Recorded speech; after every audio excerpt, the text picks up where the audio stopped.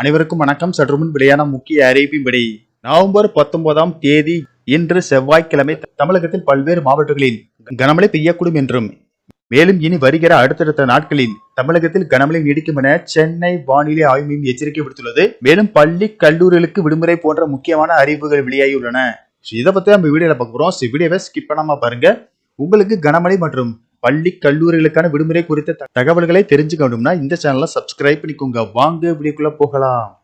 குமரிக்கடல் மற்றும் அதனை ஒட்டிய பகுதிகளின் மேல் ஒரு வளிமண்டல கிழக்கு சுழற்சி நிலவுகிறது. இதன் காரணமாக தமிழகத்தில் அநேக இடங்களிலும் புதுவை மற்றும் காரைக்கால் பகுதிகளிலும் இடி மின்னலுடன் கூடிய லேசானது முதல் மிதமான மழை பெய்யக்கூடும் என தெரிவிக்கப்பட்டுள்ளது. அதன்படி இன்று கனமழை பெய்யக்கூடிய மாவட்டங்களான மயிலாடுதுறை, திருவாரூர், நாகப்பட்டினம், தஞ்சாவூர், புதுக்கோட்டை, சிவகங்கை, ராமநாதபுரம், தூத்துக்குடி, திருநெல்வேலி மற்றும் கன்னியாகுமரி மாவட்டங்களிலும் காரைக்கால் பகுதிகளிலும் ஓரிரு இடங்களில் கனமழை பெய்ய வாய்ப்புள்ளது.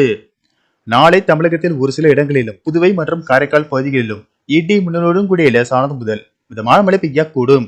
நவம்பர் 21ஆம் தேதி முதல் 24ஆம் தேதி வரையில் தமிழகத்தில் ஓரிரு இடங்களிலும் புதுவை மற்றும் காரைக்கால் பகுதிகளிலும் லேசானது முதல் மிதமான மழை பெய்யக்கூடும். மேலும் இன்று கனமழை பெய்யக்கூடிய மாவட்டங்களான மயிலாடுதுறை, திருவாரூர், நாகப்பட்டினம், தஞ்சாவூர், புதுக்கோட்டை, சிவகங்கை உட்பட பல்வேறு மாவட்டங்களில் கனமழை பெய்யக்கூடும் என்பதால் மழையின் தீவிரத்தை பொறுத்த அந்தந்த மாவட்ட ஆட்சியர்கள் பள்ளி கல்லூரிகளுக்கு விடுமுறை அறிவிப்பார்கள் என தகவல்கள் தெரிவிக்கின்றன. சென்னை மற்றும் புறநகர் பகுதிகளை பொறுத்தவரையில் அடுத்த 48 மணி நேரத்திற்கு வானம் ஓரளவு மேகமூட்டத்துடன் காணப்படும்.